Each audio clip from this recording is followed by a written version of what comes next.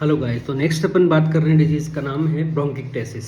तो ब्रोंकिक्टेसिस क्या होता है? The permanent dilatation of airways associated with bronchial wall thickening and mucoid infection. It is permanent dilatation या irreversible dilatation of airways associated with bronchial wall thickening and mucoid infection.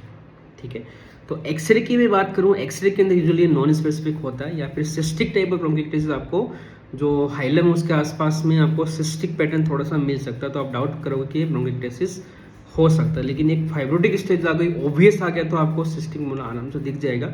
शुरुआती दौर के अंदर आपको एक्सरे में ब्रोंकिक्टेसिस नहीं दिखता, वो नॉन स्पेसिफिक से आपको दिखता है। लेकिन सीटी की मैं बात करूँ, HRCT की मैं बात करूँ, HRCT is the diagnostic of choice for bronchiectasis. इसका आगे आपको कराने की जरूरत नहीं होती। HRCT यहाँ पे डायग्नोस्टिक ऑफ चॉइस होती है। तो ब्रोंकिक्टेसिस मैंने बोला कि परमानेंट डायलिटेशन, तो यहाँ पे ब्रोंकियल डायलिटेशन हो जाता है।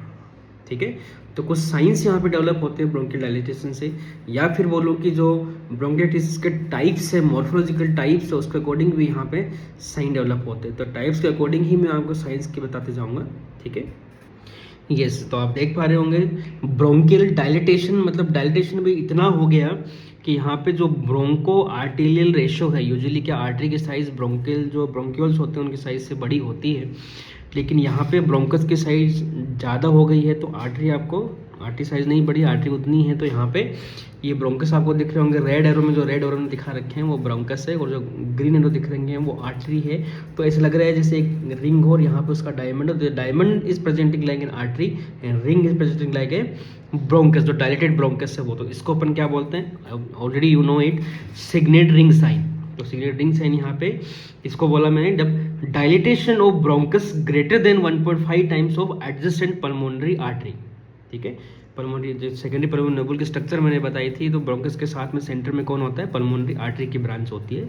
तो पल्मोनरी आर्टरी से 1.5 टाइम्स साइज यहाँ पे ज़्यादा हो गई है ब्रोंकस की, तो उसको अपन ने बोला सिग्नेट रिंग साइन। नेक्स्ट अपन बात करेंगे, सिग्नेट रिंग के बाद में आएगा आपका tram track sign. What is tram track sign? Tram track sign क्या होता है?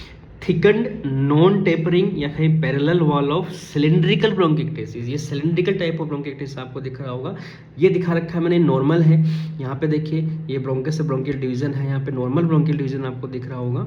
ठीक है, तो ये आपकी जो मिड लोब जो होता है, मतलब राइट साइड में मिड लोब होता है, उसकी जो निकल गई, ये लोअर लोब के लिए निकल रही है। लोअर लोब में सबसे पहले ये सुपीरियर सेगमेंट की ब्रोंकस यहाँ पे निकलती है। तो आप देख पा रहे हो कि आगे जाके पतली हो जा रही है टेप। इसको देखिए, इसको अच्छे से आप देख पाओगे, यहाँ से चौड़ी है, यहाँ जाते जाते सक्रिट होते होते यहाँ पे बिल्कुल टेपरिंग हो गई। इसको अपन टेपरिंग ऑफ ब्रोंकस बोलते हैं। तो यहाँ पे दिस इज नॉर्मल। अब यहाँ पे देखिए दिस इज अबनॉर्मलिटी, यहाँ पे ब्रोंकस, यहाँ पे कोई टेपरिंग नहीं है, सेम डायरेक्ट मतलब सेम साइज आपको यहाँ पे दिख रही होगी। तो ये जो है इसको अपन बोलते हैं ट्रेम ट्रैक साइन। क्या बोलेंगे? Thickened non tapering wall of cylindrical type of bronchiectasis is tram track, give you tram track sign. Next है स्ट्रिंग ऑफ पर्ल साइन। ये होता है varicose type of bronchiectasis. Bronchiectasis का जो टॉर्चस होता है, वेरिकोज साइज होता है, इस तरह से वेरिकोसिटी साथ में होती है। तो वेरिकोसिटी के साइन यहाँ पे ये स्ट्रिंग्स ऑफ पर्ल साइन आपको मिलता है। इससे जैसे यहाँ पे एक वॉल ऐसे ऐसे ऐसे ऐसे है वेरिकोज, एक वॉल ऐसे ऐसे ऐसे ऐसे है, तो यहाँ पे सेम ये स्ट्रिंग ऑफ पर्ल साइन आपको यहाँ पे ये मिलता है। ठीक है, तो नेक्स्ट आप लिख लिए string of pearl sign seen in varicose bronchiectasis. ठीक है, नेक्स्ट वन, ये सब कॉमनली जानते होंगे आप। ठीक है, this is cystic type of bronchiectasis, जो मेनली एक्सरे में भी आपको दिख जाता है। ठीक है, और ये आपको सिटी की एक पिक्चर आपको दिख होगी, इसको बोलेंगे अपन क्लस्टर ऑफ ग्रेप साइन। ये ग्रेप्स है, क्लस्टर आपको दिख रहे, तो यहाँ पे cluster of grape sign, this is cystic type of bronchiectasis. ठीक है, सिस्टिक टाइप ऑफ ब्रोंकिक्टेसिस। ये कौन बताएगा? This one is finger in glove sign. Finger in glove sign, तो फिंगर इन ग्लव साइन का मतलब क्या होता है? Mucus infection in obstructed bronchus either or secretion present in dilated bronchus. दोनों कंडीशन में म्यूकस मतलब फिंगर इन ग्लव साइन आपको मिलता है। म्यूकस इंफेक्शन, यहाँ पे इंफेक्शन बोला क्योंकि ब्रोंकस ऑब्स्ट्रक्टेड है, तो either mucus infection in obstructed bronchus or secretion present in dilated bronchus. In both situation there is finger in glove sign. ठीक है, तो ये ऑब्स्ट्रक्ट यहाँ पे देखिए ब्रोंकस आई, यहाँ पे आपका ऑब्स्ट्रक्टेड है, तो ये यहाँ पे म्यूकस इंफेक्शन हो गया। This is finger in glove sign का एक टाइप हो गया। तो फिंगर इन ग्लव साइन के दो टाइप यहाँ पे होते हैं। तो फिंगर इन ग्लव को मैं दो तरह से डिस्क्राइब करूंगा यहाँ पे। पहला ऑब्स्ट्रक्टिव ब्रोंकस, उसके अंदर म्यूकोइड इंफेक्शन हो गया, उसके दो रीजन यहाँ पे हो सकते हैं। ऑब्स्ट्रक्शन किससे हुआ, either neoplasm either congenital cause. तो नियोप्लाज्म कॉज के अंदर आप लिख लीजिए ब्रोंकोजेनिक कार्सिनोमा, कार्सिनोइड ट्यूमर और हमाटोमास। तो उस कारण से ब्रोंकियल ऑब्स्ट्रक्शन हो गया, उस कारण से म्यूकस इंफेक्शन हो गया। This is obstructive bronchus associated with mucus infection. Second है कंजेनिटल कॉजेस। कंजेनिटल के अंदर आपका अट्रेसिया हो गया, ब्रोंकियल अट्रेसिया कोई हो गया, उस कारण से ब्रोंकस ऑब्स्ट्रक्शन हो गया। इसके अलावा सिक्वेस्ट्रेशन ऑफ द लंग और ब्रोंकोजेनिक सिस्ट में भी ऐसा मिलता है। जो ब्रोंकोजेनिक सिस्ट होती है उसके अंदर आपको म्यूकोइड इंफेक्शन मिल सकता है। नेक्स्ट है नॉन ऑब्स्ट्रक्टिव टाइप, इसमें ऑब्स्ट्रक्शन नहीं है लेकिन dilated bronchus with mucus secretion वहाँ पे है, वहाँ पे म्यूकस है। इंफेक्शन यहाँ पे नहीं बोलेंगे, फिर म्यूकस सिक्रेशन में डायलेटेड ब्रोंकस यहाँ पे बोलेंगे। तो ये मेनली आपका एबीपीए इस एग्जांपल में जाता है, यहाँ पे डायलेटेड मतलब जो डायलेटेड होता है। ब्रोंकिक्टेसिस यहाँ पे मेनली आपको मिलता है, ब्रोंकिक्टेसिस यहाँ पे होता है। तो ये फिंगर इन ग्लव, मैंने बोला finger in glove not in bronchiectasis sign, bronchiectasis का स्पेसिफिक साइन नहीं है। ये ऑब्स्ट्रक्टिव ब्रोंकस में भी मिल सकता है, जैसे नियोप्लाज्म और कंजेनिटल, वहाँ ब्रोंकिक्टेसिस नहीं है, ठीक है, बाद में डेवलप हो सकता है। लेकिन नॉन ऑब्स्ट्रक्टिव मतलब यहाँ पे ब्रोंकिक्टेसिस है, इसका एग्जांपल मैंने दिया एबीपी। इसके अलावा और कहाँ मिल सकता है, सिस्टिक फाइब्रोसिस, वहाँ पे ब्रोंकिक्टेसिस डेवलप हो सकता है। इसके अलावा अस्थमा, अस्थमा के अंदर भी आपको यहाँ पे नॉन ऑब्स्ट्रक्टिव टाइप, जिस कारण से ब्रोंकस ऑब्स्ट्रक्शन नहीं है लेकिन थोड़ा डायलेटेड है, ठीक है, क्योंकि अंदर जो मसल्स है वो अंदर चला गया है, जो मसल लेयर है वो चली गई, इसलिए ब्रोंकस डायलेटेड होता है, वहाँ पे सिक्रेशन आके इम्पैक्ट हो जाता है। उसके कारण फिंगर इन ग्लव्स पैटर्न आपको अस्थमा में भी मिल सकता है, ठीक है। लास्ट है ट्रीन बड, ट्रीन बड आपको यहाँ पे मिल सकता है। इसके अलावा एयर ट्रैपिंग आपको मिल सकती है, मोज़ेक पैटर्न आपको मिल सकता है। इसके अलावा ट्रैक्शन ब्रोंकिक्टिस आपको मिल सकता है, ट्रैक्शन ब्रोंकिक्टिस भी आपको यहाँ पे मिल सकता है। तो ट्रैक्शन ब्रोंकिक्टिस के अंदर क्या होता है, ट्रैक्शन ब्रोंकिक्टिस किसको बोलेंगे, व्हेन ब्रोंकस गॉट टॉर्चेस या ड्यू टू, ये बोल सकते हैं व्हेन ब्रोंकस या ब्रोंकियस गॉट टॉर्चेसिटी, है ना, bronchiectasis due to surrounded pulmonary fibrosis. अब यहाँ पे क्या हुआ, पल्मोनरी फाइब्रोसिस हुआ है।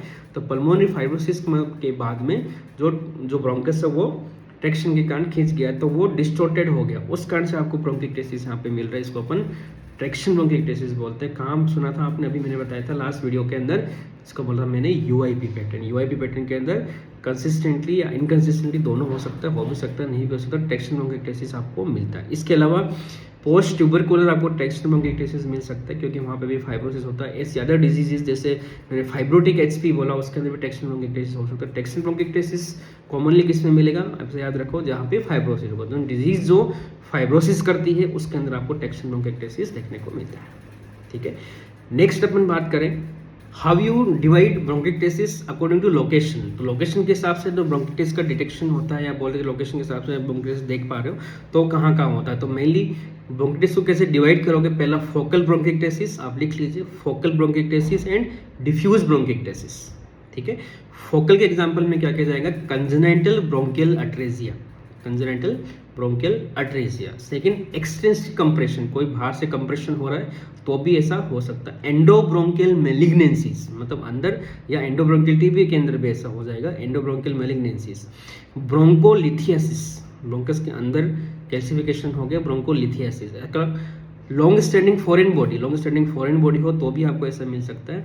इसके अलावा एयरवे स्टेनोसिस, तो ये सब कुछ सिचुएशन होगी जहाँ पे आपको फोकल ब्रोंकिक्टेसिस देखने को मिलता है। दूसरा डिफ्यूज ब्रोंकिक्टेसिस। डिफ्यूज ब्रोंकिक्टेसिस को अपन दो तरह से डिवाइड करते हैं, either central predominance either peripheral predominance. तो सेंट्रल प्रीडोमिनेंस में एग्जांपल्स में आप लिखिए, एबीपी यहाँ पे मोस्ट कॉमन एग्जांपल में जाता है। इसके अलावा दो सिंड्रोम आते हैं, मोनियर-कोन सिंड्रोम और विलियम कैम्पबेल सिंड्रोम। तो वो सेंट्रल ब्रोंकिक्टेसिस का एग्जांपल है, एबीपीए, मोनियर-कोन और विलियम कैम्पबेल। पेरिफेरल प्रीडोमिनेंस को फिर तीन भागों में डिवाइड करते हैं, तीन तरह से डिवाइड किया जाता है, upper lung predominance, lower lung predominance और राइट मिडिल और लिंगुलर प्रीडोमिनेंस, ठीक है।